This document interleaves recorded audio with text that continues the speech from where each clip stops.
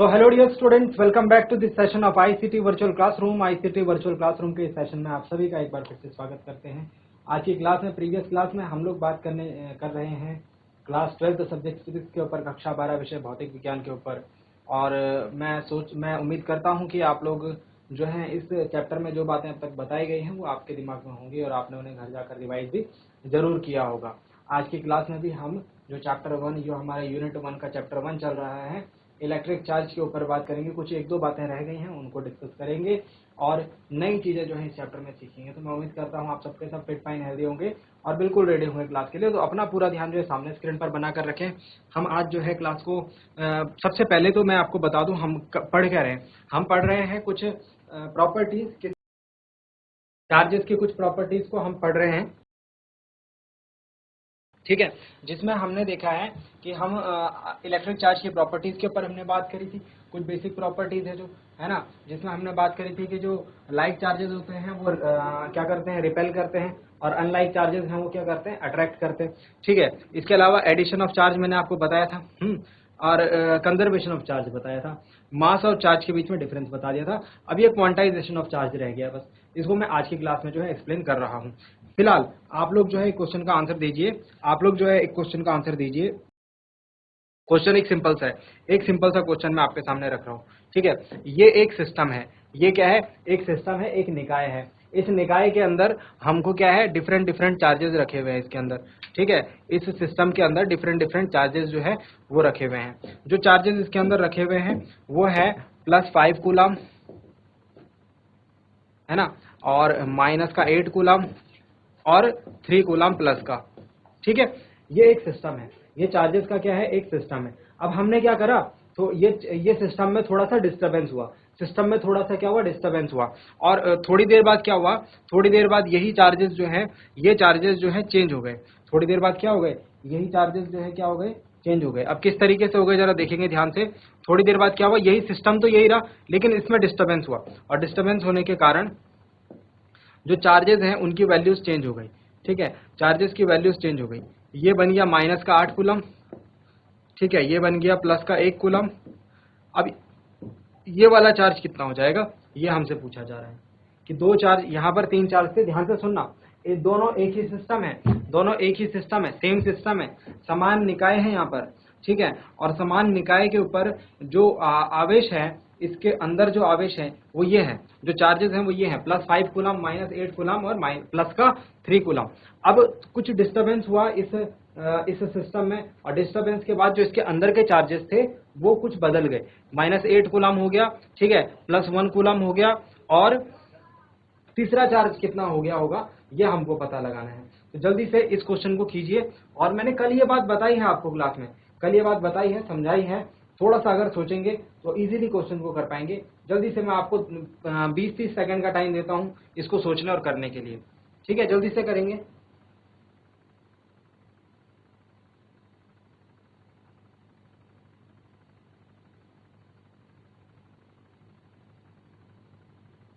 चलिए, तो अब तक आप लोगों ने जो है कर दिया होगा। मैंने क्या बताया था आपको प्रीवियस क्लास में, अगर आपको याद हो। इसके पीछे कॉन्सेप्ट क्या है, इसके पीछे कॉन्सेप्ट क्या है, कॉन्सेप्ट ये है कि आपके पास जो ये सिस्टम दिया हुआ है, इसके ऊपर जो नेट चार्ज है वो हमेशा क्या है, कंजर्व्ड रहता है। कुल आवेश जो है वो संरक्षित रहता है किसी भी निकाय का। यही बात तो हमने बोली, मतलब पहले और बाद में, पहले जितना चार्ज होगा इसके ऊपर, जो नेट चार्ज होगा इसके ऊपर, बाद में भी वही चार्ज इसके ऊपर रहेगा। मतलब charge can neither be created nor it can be destroyed, it can just be transferred from one body to another body. तो मतलब जो इसके अंदर जो ये निकाय है, किसी सिस्टम का जो निकाय है, हमने ये बोला था कि वो ऑलवेज कंजर्व्ड रहता है, यानी कि सदैव संरक्षित रहता है। अब इस बात को यहाँ पर समझते हैं। ये जो पूरा सिस्टम है, इसके ऊपर अगर नेट चार्ज की बात करूं तो नेट चार्ज कितना होगा भाई। नेट चार्ज के लिए हमने देखा था एडिशन ऑफ चार्जेस, कुल आवेश कितना होगा, +5 -8 +3, 5 -8 +3 कितना हो जाएगा भाई, -3, और -3 +3 0, यानी कि न्यूट्रल। इसके ऊपर क्या बोलेंगे, जीरो चार्ज है, कोई चार्ज नहीं है, नहीं ऐसा नहीं बोलेंगे। ऐसे बोलेंगे ये सिस्टम जो है, ये निकाय जो है विद्युत रूप से उदासीन है। जितने इसमें धनावेश है उतना ही इसमें परिमाण ऋण आवेश का भी है, मतलब न्यूट्रल है, ठीक है। तो इसको भी क्या होना चाहिए भाई, न्यूट्रल होना चाहिए, क्योंकि यही सिस्टम है, सेम सिस्टम है। तो न्यूट्रल होने के लिए हम क्या देखते हैं कि यहाँ पर अगर मैं नेट चार्ज निकालूं, यहाँ पर अगर मैं नेट चार्ज निकालूं तो वो निकल के आ रहा है -8 और +1, कितना आ रहा है -7। तो इसको न्यूट्रल होने के लिए ये तीसरे चार्ज को कितना होना पड़ेगा, +7 कूलम होना पड़ेगा। तो ये वाला चार्ज कितना होगा, +7 कूलम, तभी ये वाला पूरा 0 हो जाएगा, न्यूट्रल हो जाएगा। और पहले 0 था तो बाद में भी 0 होना चाहिए, ठीक है। तो इस तरीके से हम क्या करते हैं, यहाँ पर कॉन्सेप्ट कौन सा लगा है, देखो क्वेश्चन करना, आंसर निकालना, ये नहीं सीखना हमको, ठीक है। मतलब सीखना है, इसके ऊपर फोकस नहीं करना है, वो हो जाएगा, वो अपने आप हो जाएगा, आपके आंसर अपने आप सही आएंगे, क्वेश्चन आप अपने आप कर पाएंगे। लेकिन सीखना क्या है आपको, कॉन्सेप्ट लगाना, कॉन्सेप्ट लगाना सीखना। अगर आप फिजिक्स में कॉन्सेप्ट को समझ गए और कॉन्सेप्ट को लगाना सीख गए तो फिर आपकी मौज है, तो फिर आपकी क्या है, मौज है। तो फिर आपको कोई भी क्वेश्चन से डर नहीं लगेगा, आप क्वेश्चन को पकड़ेंगे, उठाएंगे, आंसर की परवाह नहीं करनी है, आंसर सही आ रहा है गलत आ रहा है अभी बिल्कुल छोड़ दीजिए, वो हम फाइनल स्टेज पे करेंगे कि आंसर किस तरीके से मैच कराना है, वो भी मैं आपको सिखाऊंगा। बट अभी सिर्फ इतना कर लीजिए कि क्वेश्चन आपके पास आता है तो पता लगाइए कि उसमें कॉन्सेप्ट कौन सा लगेगा और कॉन्सेप्ट को उसमें लगा के देखिए। आंसर बाद की बात है, मैं फिर से आपको एक बार फिर से बता रहा हूं। तो आंसर सही आया गलत आया है इस पर डिपेंड नहीं करता। अगर आप लोगों का आंसर सही आया गलत आया तो मुझे उससे अभी कोई फर्क नहीं पड़ता है इस स्टेज पर। बस अगर आपने कॉन्सेप्ट पकड़ पाया, अगर आपको पता लग गया था कि इसमें कंजर्वेशन ऑफ चार्ज लगेगा तो बिल्कुल सही बात है, तो फिर आप बिल्कुल सही ट्रैक पर हैं, ठीक है। कॉन्सेप्ट लगाना हमको सीखना है। चलिए अब बात करते हैं आज के टॉपिक के बारे में, जिसमें हम देखेंगे क्वांटाइजेशन ऑफ चार्ज, जिसमें हम क्या देखेंगे, क्वांटाइजेशन ऑफ चार्ज। तो ये मैंने कल आपको बताया था किस तरीके से आवेशों का योग होता है ना। और इसके अलावा हमने कंजर्वेशन ऑफ चार्ज की देखिए कल बताया था आपको, ये सेम क्वेश्चन मैंने इसके ऊपर ही आपको दिया है, ठीक है। और फिर बात करते हैं क्वांटाइजेशन ऑफ चार्ज। अब इसको कंटिन्यू करते हैं। देखिए मैंने क्या लिखा है यहाँ पर, Q = ±NE। इसको अगर मैं वर्ड्स में देखूं तो जो न्यूनतम आवेश है, जो न्यूनतम मिनिमम चार्ज जो है, जो इंडिपेंडेंटली एग्जिस्ट कर सकता है, फिर से बोल रहा हूं, स्वतंत्र रूप से, मुक्त रूप से जो आवेश रह सकता है, वो कौन सा है भाई, वो ये आवेश है E, ठीक है। अब मैं आपको एक बात समझाता हूं। जैसे कि अगर बात करें इलेक्ट्रॉन, प्रोटॉन और न्यूट्रॉन की, है ना, तो इलेक्ट्रॉन, प्रोटॉन और न्यूट्रॉन क्या है, अब परमाणविक कण हैं, ठीक है, सब एटॉमिक पार्टिकल्स हैं, तो वो इंडिपेंडेंटली एग्जिस्ट नहीं कर सकते, है ना। या फिर उनसे भी छोटे पार्टिकल्स जिनके मिलकर ये बने होते हैं, वो इंडिपेंडेंटली एग्जिस्ट नहीं कर सकते। इंडिपेंडेंटली एग्जिस्ट कौन करता है, एटम्स और मॉलिक्यूल, परमाणु और अणु जो है वो इंडिपेंडेंटली एग्जिस्ट करते हैं। इसीलिए हम परमाणु और अणु के बारे में बात करते हैं। इलेक्ट्रॉन, प्रोटॉन, न्यूट्रॉन हम जानते हैं कि ये न्यूक्लियस से बंधे होते हैं, ये स्वतंत्र नहीं हो सकते, ये न्यूक्लियस से बंधे होते हैं, है ना। तो इसीलिए हम क्या कह रहे हैं कि मुक्त रूप से, स्वतंत्र रूप से जो आवेश रह सकता है, इंडिपेंडेंट चार्ज, ठीक है, यहां पर मैं लिख रहा हूं इस बात को, ठीक है। और इसको याद करना है, इसको क्या करना है, याद करना है, क्योंकि ये मानी जाने वाली बात है। तो मैंने भी माना है, आपको भी मानना है, फिजिक्स के हर स्टूडेंट को ये बात माननी है कि जो चार्ज है एग्जिस्ट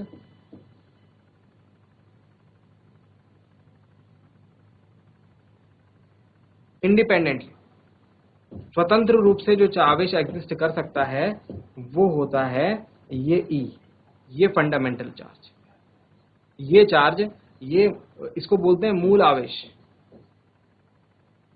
मूल आवेश।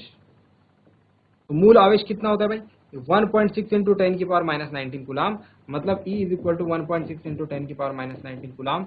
ये वो आवेश है जो स्वतंत्र रूप से रह सकता है, स्वतंत्र रूप से एग्जिस्ट करता है, ठीक है, फ्रीली एग्जिस्ट करता है। फिर मैं यहाँ पर नीचे भी लिख रहा हूँ हिंदी में, मतलब कि स्वतंत्र रूप से रहने वाला आवेश,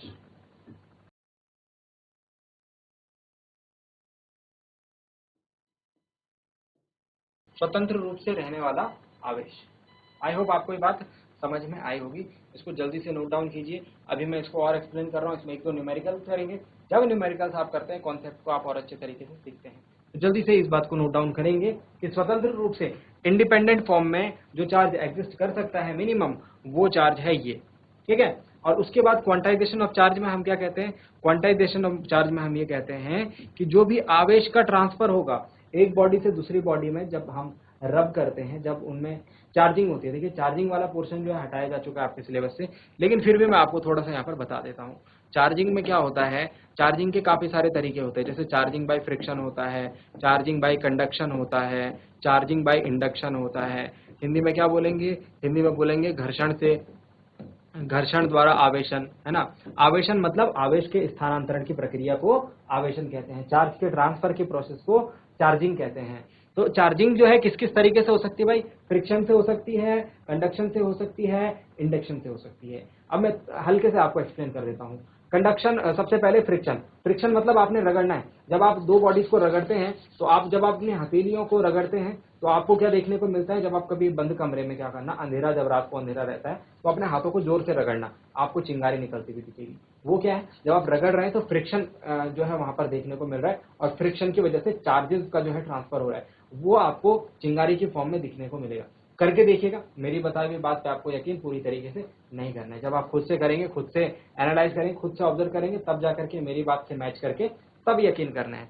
तो चार्जिंग बाय फ्रिक्शन, कभी आपने देखा होगा कि जो सर्दियों के टाइम पर हम क्या करते हैं, जो ब्लैंकेट्स होती है, जो हमारी कंबल होती है, या फिर जो हमने वूलन ड्रेस पहनी होती है, उस पर भी जो है रात को जब हम उनको रब हो जाते हैं वो, तो क्या होता है, उनके ऊपर भी चिंगारी निकलती है। तो ये हो गया चार्जिंग बाय फ्रिक्शन, जहां पर फ्रिक्शन, यहाँ पर रबिंग होगा, है ना, वहां पर चार्जिंग। उसके बाद कंडक्शन। कंडक्शन मतलब टच करके रख दिया, दो चीजों को ऐसे टच करके रख दिया, इससे चार्ज जो है इसमें ट्रांसफर हो रहे हैं। सपोज इसके पास ज्यादा पॉजिटिव चार्ज है और ये न्यूट्रल चार्ज है, तो इन दोनों को जब मिलाकर रखेंगे तो ज्यादा पॉजिटिव चार्ज इधर से इधर बैलेंस हो जाएंगे, है ना। सपोज इसके पास 10 पॉजिटिव चार्ज ज्यादा है और इसके पास पॉजिटिव और नेगेटिव चार्ज बराबर है, इसके पास नेगेटिव चार्ज कम है और उससे 10 ज्यादा पॉजिटिव चार्ज, सपोज, ठीक है। अब इसको जब ऐसे मिला के रखेंगे तो 5 पॉजिटिव चार्ज इधर ही रह जाएंगे, 5 पॉजिटिव चार्ज इधर आ जाएंगे, है ना। तो ये होता है चार्जिंग बाय कंडक्शन, ठीक है, कि जब हम दोनों को टच करके रखते हैं। अब इंडक्शन में क्या होता है, दोनों को टच नहीं करते हैं, दूर रखते हैं। दूर रखने में भी क्या होती है, चार्जिंग होती है, वो इंडक्शन का तरीका होता है, वो थोड़ा सा हम डिटेल में किसी दिन बात करेंगे। तो इस तरीके से चार्जिंग होती है। मेनली चार्जिंग में क्या हो रहा है, transfer of electron, transfer of charge हो रहा है।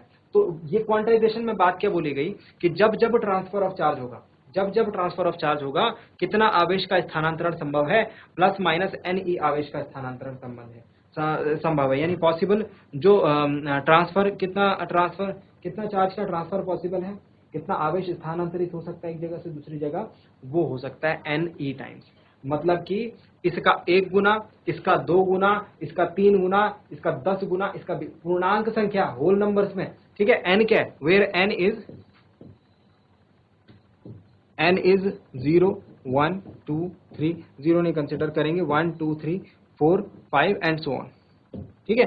तो इसका 1 गुना, इसका 2 गुना, इसका 3 गुना, इसका 4 गुना, इसका 5 गुना, इसका 10 गुना, 20 गुना, 100 गुना, 50 गुना, जितना भी है, इसके मल्टीपल में ही चार्ज जो है वो ट्रांसफर पॉसिबल है। इसका आधा गुना नहीं, है ना, इसका 0.5 गुना नहीं, इसका 0.7 गुना नहीं, इसका 2/3 गुना नहीं, होल नंबर्स में, ठीक है, इंटीग्रल फॉर्म्स में ही इसका मल्टीपल जो होगा उतना चार्ज जो है ट्रांसफर हो सकता है। बात को समझे, मतलब क्या 3.2 इंटू 10 की पावर -19 कूलम चार्ज ट्रांसफर हो सकता है, क्या ये आवेश संभव है, बिल्कुल संभव है। इसका 2 गुना है, देखिए इसको अगर मैं 2 से मल्टीप्लाई करूं तो ये बन जाएगा। तो यहाँ पर n है ना, n की जगह 1 2 3 4 आ सकता है, मतलब इसका 2 गुना, 3 गुना, 4 गुना, 5 गुना चलेगा, लेकिन इसका आधा गुना, है ना, जो पॉइंट में वैल्यू होगी, जो फ्रैक्शन में वैल्यू होगी, वो नहीं चलेगा। इंटीजर में वैल्यू होनी चाहिए, उतना गुना चलेगा। तो ये बात बोली गई थी किसमें, क्वांटाइजेशन ऑफ चार्ज में, ठीक है। तो जल्दी से इस बात को नोट डाउन करें। अब मैं इसमें आपको एक दो अच्छे अच्छे क्वेश्चन जो है करवाता हूँ। जल्दी से इतनी बातें जो बताई है मैंने, इनको जल्दी से नोट डाउन कर लीजिए।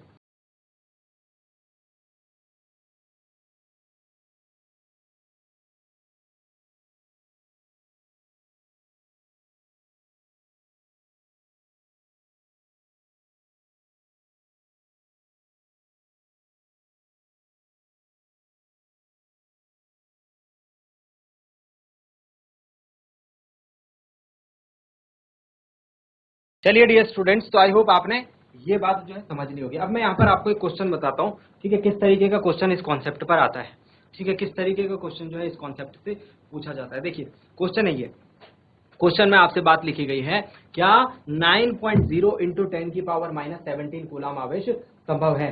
क्या ये आवेश संभव है? 9.0 इंटू 10 की पावर माइनस 17 कूलम। अब आप बोलेंगे कि सर ने बताया था कि 1.6 इंटू 10 की पावर माइनस 19 कूलम का 1 गुना, 2 गुना, 3 गुना, 4 गुना ये पॉसिबल है। अब मैं इसको कैसे चेक करूं ये उसका मल्टीपल है या नहीं है? तो सिंपल सी बात है, आपको क्या करना है, आपको इस क्वेश्चन में क्या करना है, आपको यहां पर ये दे रखा है टोटल चार्ज आपको दे रखा है इतना, ठीक है। आप जानते हैं कि जो मूल आवेश है, जो फंडामेंटल चार्ज है, वो कितना होना चाहिए? 1.6 इंटू 10 की पावर माइनस 19 कूलम, ठीक है, ये भी आप जानते हैं। अब हमसे क्या पूछा जा रहा है, क्या ये पॉसिबल है? नहीं है। लेकिन क्वांटाइजेशन ऑफ चार्ज में हमने क्या याद रखा हुआ है कि n की वैल्यू कैसी आनी चाहिए? n की वैल्यू आनी चाहिए 1 2 3 4 5 इंटीजर वैल्यू। तो n की वैल्यू निकालते हैं यहाँ पर। अगर n की वैल्यू हमको पूर्णांक में मिल गई, इंटीजर में मिल गई, मतलब तब तो ये पॉसिबल है। अगर हमको इंटीजर में वैल्यू नहीं मिली, अगर हमको पॉइंट्स में मिल गई, है ना, तो मतलब ये पॉसिबल नहीं है। तो चलिए चेक करते हैं, फॉर्मूला लगाएंगे Q is equal to n. हम लिखेंगे यहाँ पे क्वांटाइजेशन ऑफ चार्ज से, आवेश के क्वांटीकरण से।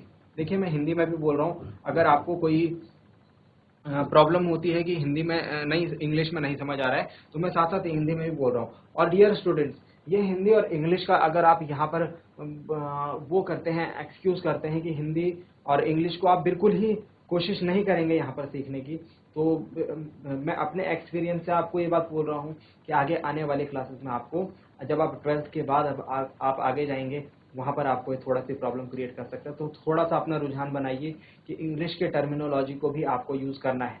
बेसिक टर्मिनोलॉजी, पूरा इंग्लिश में लिखने को नहीं कह रहा हूँ, बेसिक टर्मिनोलॉजी। मैं हिंदी में भी बता रहा हूँ, ये क्वांटीकरण है चार्ज का, लेकिन क्वांटाइजेशन ऑफ चार्ज अगर आप समझ सकते हैं तो कोशिश कीजिए इसको समझने की। होगा क्या, जब आप 12th के बाद आगे की पढ़ाई के लिए जाएंगे, हायर स्टडीज के लिए जाएंगे, वहाँ पर आपके साथ इंग्लिश मीडियम जैसे CBSE बोर्ड हो गया, ICSE बोर्ड हो गया, इनके बच्चे होंगे, है ना। अब इनके बच्चों के साथ आप बैठे होंगे, और जो प्रोफेसर होंगे, जो टीचर होंगे, वो खुद इंग्लिश में पढ़ाई करके आपको पढ़ा रहे होंगे, तो उनके खुद के लिए आपको हिंदी में पढ़ाना जो थोड़ा सा मुश्किल होगा। काफी सारे प्रोफेसर मैंने देखे हैं जो कि क्या होते हैं, जो कि कोऑपरेट करते हैं हिंदी मीडियम के स्टूडेंट्स के लिए और हिंदी टर्मिनोलॉजी का यूज करते हैं, लेकिन काफी सारों के लिए ये चीज पॉसिबल नहीं हो पाती। तो आप कोशिश कीजिए कि आप थोड़ा इंग्लिश टर्मिनोलॉजी अभी से सीख लें, ठीक है, आगे चल करके आपको समस्या। क्योंकि अगर आप अभी बिल्कुल इग्नोर कर देंगे, अगर आप अभी बिल्कुल ये कह देंगे कि इंग्लिश नहीं, मेरे को सिर्फ हिंदी में ही पढ़ना है, तो आगे आपको दिक्कत होने वाली है। क्योंकि जो अच्छी बुक्स होती है वो इंग्लिश में ही लिखी होती हैं, है ना। जो हिंदी में बुक्स लिखी होती हैं, उनके अलावा आपको अच्छी नॉलेज के लिए कुछ और बुक्स भी पढ़नी पड़ेगी जो कि इंग्लिश में लिखी होती हैं। अब उसमें समझने में आपको दिक्कत आ जाएगी, तो वहां पर आपका लैंग्वेज बैरियर बन सकता है। अभी से थोड़ा बहुत टर्मिनोलॉजी को यूज कीजिए, क्योंकि फ्यूचर में आपको इन बच्चों के साथ बैठना है। हायर स्टडीज में आपको, आपके साथ ये बच्चे भी बैठेंगे क्लासरूम में, है ना। तो अगर आप इनके साथ बैठेंगे तो एटलीस्ट आपको इनके लेवल की इंग्लिश ना आए, बट इनके लेवल का नॉलेज जरूर होना चाहिए। तो बेसिक टर्मिनोलॉजी जो है आप क्या करें, बेसिक टर्मिनोलॉजी को आप जरूर यूज करें, ठीक है। मैं यहाँ पर कंपटीशन की बात बिल्कुल नहीं कर रहा हूँ, ठीक है, मैं ये कह रहा हूँ कि आपको बेसिक नॉलेज इंग्लिश का होना चाहिए, ये आपके लिए जरूरी है, आपके लिए ये बेनिफिशियल रहेगा, आप देख लेना, ठीक है। चलिए अब हम क्वांटाइजेशन ऑफ चार्ज यानी कि आवेश के क्वांटीकरण से बात करते हैं, बाई क्वांटाइजेशन ऑफ चार्ज। तो बाई क्वांटाइजेशन ऑफ चार्ज हमको क्या बताया जा रहा है कि Q इज इक्वल टू क्या होता है, NE होता है। Q इज इक्वल टू क्या होता है, NE होता है ना। अब प्लस माइनस हम नहीं लगाएंगे क्योंकि क्वेश्चन में भी नहीं लगा रखा है, चलिए इसको प्लस कंसिडर कर लेते हैं, ठीक है। तो चलिए क्योंकि यहाँ पर कोई चार्ज नहीं लगा रखा था तो हमने इसको प्लस कंसिडर कर लिया। अब हमको n निकालना है, तो n इज इक्वल टू हो जाएगा Q बाई ई, ठीक है। Q is equal to, Q की वैल्यू कितनी है, रख लीजिए यहाँ पर, Q की वैल्यू 9.0 इंटू 10 की पावर माइनस 17, और अपॉन E की वैल्यू कितनी है, 1.6 इंटू 10 की पावर माइनस 19। देखिए ये पॉइंट से पॉइंट कटेगा तो क्या बचेगा यहाँ पर। अब कैलकुलेशन में भी काफी बच्चों को दिक्कत आती है, कैलकुलेशन में दिक्कत को अवॉइड करने का एक सिंपल सा तरीका है। पहले तो मैं आपको कारण बताता हूं कि आपको कैलकुलेशन में दिक्कत क्यों आती है। आपको कैलकुलेशन में दिक्कत इसलिए आती है क्योंकि आपकी मैथ्स वीक है, आपकी गणित कमजोर है, आपको ये बात एक्सेप्ट करनी पड़ेगी। अगर आपसे कैलकुलेशन नहीं होती है, कैलकुलेशन में दिक्कत आती है, तो उसका सीधा सीधा कारण क्या है कि आपकी गणित कमजोर है, आपकी मैथ्स कमजोर है। आपने जो सेकेंडरी लेवल पे जो क्लास है वहां पर आपने 8, 9, 10th में मैथ्स को अच्छे तरीके से आपने मतलब आप नहीं समझ पाए होंगे, है ना। आपको उसमें प्रॉब्लम रही होगी, समस्या रही होगी जो वहां पर सॉर्ट आउट नहीं हुई होगी। और वहां पर सॉर्ट आउट नहीं हुई तो अभी आपके लिए प्रॉब्लम बन रही है। इसीलिए जो चीज जहां पर प्रॉब्लम करती है, जो प्रॉब्लम जहां पर होती है उसको तुरंत सॉर्ट आउट कर देना चाहिए। यहाँ पर अगर आपकी मैथ्स ठीक नहीं होगी तो कैलकुलेशन आप नहीं कर पाओगे, सीधी सी बात है। ठीक है, तो इस कैलकुलेशन को करने के लिए आपको क्या करना है, एक तरीका बता रहा हूं, अगर आपने ऑनेस्टली कर लिया तो आपके एग्जाम तक आपकी जो कैलकुलेशन है वो काफी ज्यादा अच्छी हो जाएगी। वो है प्रैक्टिस। आपको करनी है बहुत ज्यादा प्रैक्टिस, न्यूमेरिकल्स की बहुत ज्यादा प्रैक्टिस। न्यूमेरिकल्स की प्रैक्टिस करेंगे, उनके बीच में जो कैलकुलेशन हो रही है उसको समझेंगे किस तरीके से हो रही है, जो भी नियम वहां पर लग रहे हैं, जो भी फॉर्मूला लग रहे हैं, उनको ध्यान रखना। एलजेब्रा जो है, एलजेब्रा मैथ्स का एक भाग होता है एलजेब्रा। अगर आप लोगों की एलजेब्रा सही है तो आप यहाँ पर कैलकुलेशन में बिल्कुल आपको दिक्कत नहीं होगी। एलजेब्रा सही नहीं है तो ये तो प्रैक्टिस करो। दूसरा काम, अगर और अच्छे तरीके से आप करना चाहते हो तो जो छोटी क्लासेस है उसकी एलजेब्रा को समझो आप, है ना। अभी आपको समझ आ जाएगी, किसी की हेल्प लेना, एलजेब्रा आप समझिए, वहां से एलजेब्रा के क्वेश्चंस कीजिए, तो फिर आपको यहाँ पर कैलकुलेशन जो है समझ में आने लगेगी। Practice is the main thing. तो मैं यहाँ पर ये बात आपको समझ आ गई होगी। अब कुछ बच्चों को इसके बाद समझ नहीं आएगा कि कैलकुलेशन कैसे करें, तो कैलकुलेशन के लिए मैंने बता दिया भाई। कैलकुलेशन के लिए आपको क्या करना है, अपनी मैथ्स को स्ट्रॉन्ग करना है, अपनी कैलकुलेशन वाले पार्ट को स्ट्रॉन्ग करना है प्रैक्टिस करके। इसको किस तरीके से कैलकुलेट करेंगे, ये हो गया भाई 90/16 इंटू 10⁻⁻17, और ये माइनस का 19 ऊपर जाकर के हो जाएगा प्लस का 19। ठीक है, तो ये n की वैल्यू हम निकाल रहे हैं। तो 16 के टेबल में 90 आता है, 16 5 से 80 होता है ना, 16 बन जाए 80, और 5 पॉइंट यहाँ पर 10 बचेगा 6, 16 6 जा 96, और फिर यहाँ पर 40 आएगा, 16 2 जा 32, है ना, फिर 80 आएगा, 16 5 से 80। तो ये आ रहा है इसका डिवाइड करके, आई थिंक पूरा, है ना। आपके सामने एक बार फिर से डिवाइड चेक भी कर लेता हूं मैं। 16 5 जा, और फिर पॉइंट लगाएंगे, जीरो बढ़ाएंगे, 16 6 जा 96, फिर 4 आया, फिर जीरो बढ़ाया, 16 2 जा 32, फिर कितना आया, 8 आया, जीरो बढ़ाया, 16 पंजे 80। ठीक है, तो 5.625 आया, मतलब कि हमारा आंसर जो आया। ठीक है, अब इसमें ध्यान रखना, इसमें ऐसा नहीं कि पॉइंट के बाद आप एक ही डिजिट निकाल रहे हैं, थोड़ा सा आप वहां पर फंस जाएंगे। तो 5.625 इंटू यहाँ पर 10 की पावर कितना हो जाएगा, 19 में से 17 गए 2, तो n की वैल्यू जो आ रही है 562.5 आ रही है। क्या ये वैल्यू पूर्णांक है, तो ये वैल्यू पूर्णांक नहीं है। पूर्णांक यानी कि इंटीजर नहीं है, ये वैल्यू जो है इंटीजर नहीं है। इसीलिए इसीलिए ये आवेश जो है संभव नहीं है, जो ऊपर हमको क्वेश्चन में दिया गया है।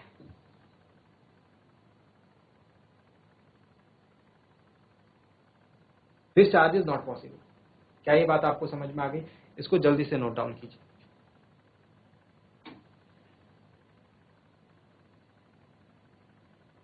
चलिए, तो अब आप बात को समझ गए, है ना। मेरे हिसाब से अब आप बात को समझ गए होंगे। तो एक छोटा सा क्वेश्चन इसी सेम पैटर्न पे मैं आपको दे रहा हूँ, ठीक है, इसी सेम पैटर्न पे। अब क्वेश्चन को ठीक ऐसे ही करना, ठीक है, मैं आपको कुछ ज्यादा घुमा फिरा नहीं रहा हूँ क्वेश्चन को, मैं छोटा सा एक डिजिट चेंज कर रहा हूँ। अब आप इसको खुद से करके बताना, ठीक है। वेट अ मिनट, आप जल्दी से इसे नोट डाउन कर लीजिए। ठीक है, तो इस क्वेश्चन का आंसर आप कुछ इस तरीके से लिखेंगे, जो क्वेश्चन अभी हमने कराया था। ठीक है, इसका क्वेश्चन का आंसर आप कुछ इस तरीके से लिखेंगे, जो मैंने अभी आपको एक्सप्लेन किया था।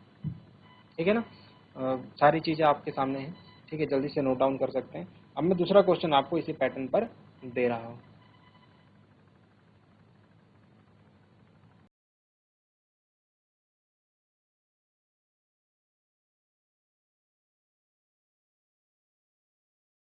क्वेश्चन में सिर्फ हमने चेंज किया है इस वैल्यू को 8.0। क्या 8.0 इंटू 10 की पावर -17 कूलाम आवेश संभव है या नहीं। ठीक है, तो ये क्वेश्चन है आपके लिए।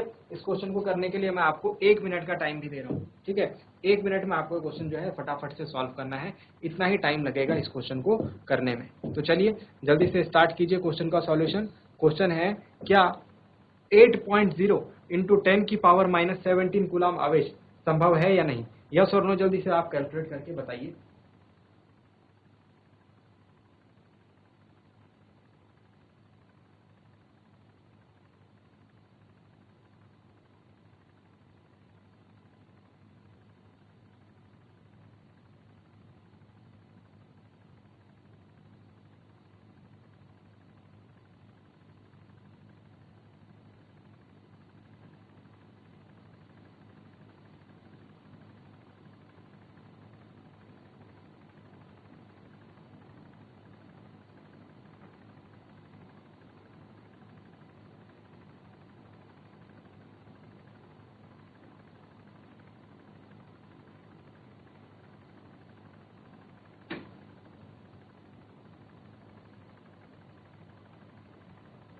तो चलिए टाइम आपका यहाँ पर कवर अप होता है, ठीक है। अब मैं आपको बताता हूँ आपको इस क्वेश्चन का सॉल्यूशन किस तरीके से करना है, ठीक है। एन निकालेंगे आप, एन इज इक्वल टू क्या होता है, q upon e. N is equal to क्या होता है, क्यू अपॉन ई, अभी बताया था आपको, है ना। तो यहाँ पर आप क्या करेंगे, n is equal to q की वैल्यू रखेंगे 8.0 इंटू 10 की पावर माइनस 17 कूलाम, ठीक है। अपॉन ई कितना था, 1.6 इंटू 10 की पावर माइनस 19 कूलाम, ठीक। अब यहाँ देखिए पॉइंट से पॉइंट हटा, तो एन इज इक्वल टू हो जाएगा 80 अपॉन 16, ठीक है, इंटू 10 की पावर माइनस 17, और ये माइनस का 19 ऊपर जाकर के प्लस का 19 हो जाएगा। अब 16 5 80 होता है, एन इज इक्वल टू आ जाएगा 5 इंटू 10 की पावर 19 में से 17 गए 2, है ना, तो 10 की पावर 2। अब क्लियरली हम देख सकते हैं कि ये इंटीजर है, n इज इक्वल टू 500 आ रहा है, n इज इक्वल टू कितना आ रहा है, 500। ये क्या है, एक पूर्णांक है, एक इंटीजर है, इसीलिए आवेश जो है वो संभव है, पॉसिबल है, जो हमको दिया हुआ है। ये हमारा, तो आई होप यहाँ तक की बातें डियर स्टूडेंट्स आपको समझ में आई होंगी। हमने किस तरीके से चार्जेस की जो प्रॉपर्टी है, डिफरेंट प्रॉपर्टीज, उनको डिस्कस यहाँ पर किया है। आगे आने वाली क्लास में हम इलेक्ट्रोस्टैटिक्स का one of the very important law, एक बहुत महत्वपूर्ण नियम, कूलाम के नियम को समझेंगे, जो कि आपके एग्जाम में हर बार जो है अक्सर इससे क्वेश्चन जो है बनते हैं। अगली क्लास बहुत इंपॉर्टेंट रहने वाली है, उसमें जरूर जुड़ें, बिल्कुल प्रेजेंट रहें और जो चीजें यहाँ से बताई जाती हैं उनको सीखें। उम्मीद करता हूँ आज की क्लास आपको पसंद आई होगी। मिलते हैं अगली क्लास में, आज के लिए इतना ही। Thank you very much and have a nice day.